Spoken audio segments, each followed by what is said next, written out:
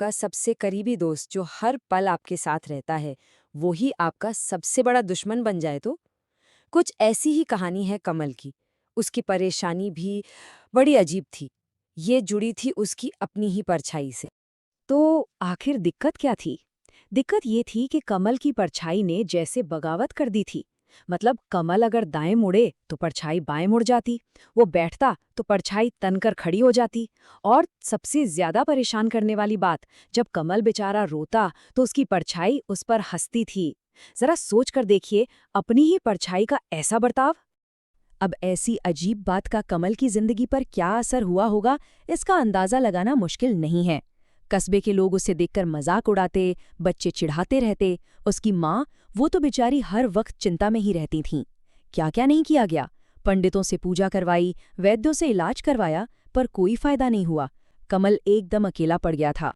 फिर एक दिन बस कमल का सब्र जवाब दे गया। वो इन सब चीजों से तंग आकर एक नदी के किनारे जा बैठा और उसने पहली बार अपनी परछाई से बात की। उसने बस इतना पूछा, क्यों?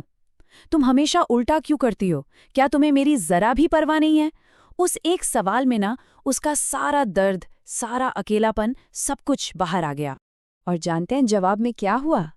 परछाई ने कुछ कहा नहीं, बस चुपचाप अपनी उंगली उठाई और नदी के उस पार एक घने रहस्यमय जंगल की तरफ इशारा कर दिया। वो जंगल जहां कोई नहीं जाता था। यहीं से कमल के एक उल्टी दुनिया के सफर की शुरुआत होने वाली थी। खैर, कमल ने हिम्मत जुटाई। अगले दिन वो नदी पार करके उस जंगल में चला ही गया।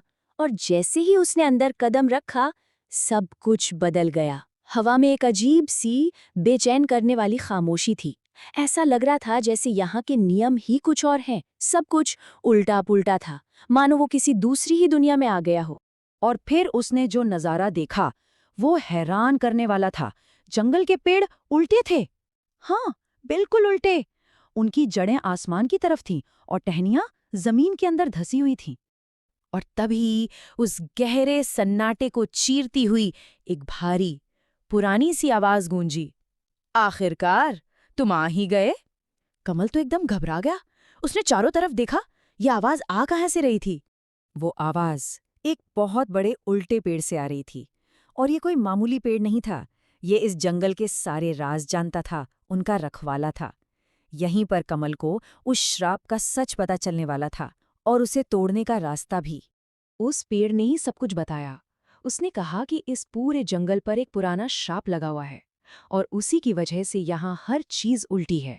और कमल की परछाई, उसका राज भी इसी श्राप से जुड़ा था, क्योंकि कमल का जन्म इसी जंगल के पास हुआ था।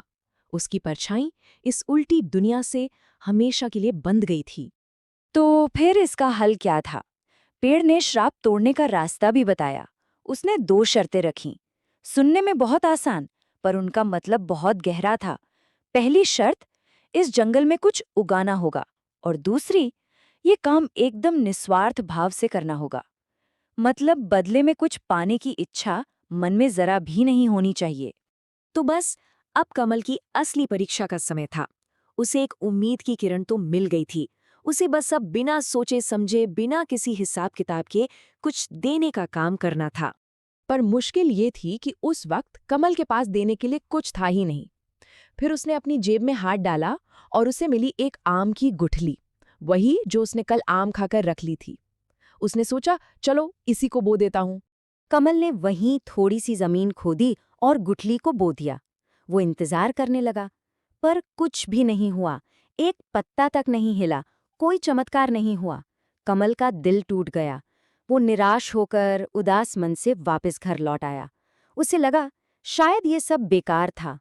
लेकिन कहानी का असली मोड़ तो अगली सुबह आया। जब कमल नींद से जागा तो उसने जो देखा, उसे अपनी आंखों पर यकीन ही नहीं हुआ।